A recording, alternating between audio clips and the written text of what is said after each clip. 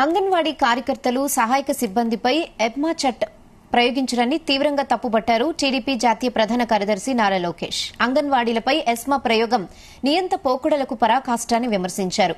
ఇచ్చిన హామీలు అమలు చేయాలని నిరసనలు చేయడం కూడా నేరమేనా అని ప్రశ్నించారు.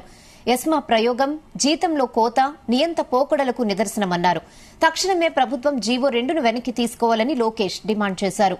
అంతిమంగా నెగ్గేది అంగన్వాడీలేనని అన్నారు. ఏపీలో అంగన్వాడీల ఉద్యమానికి టీడీపీ సంపూర్ణ మద్దతిస్తుందని స్పష్టం చేశారు.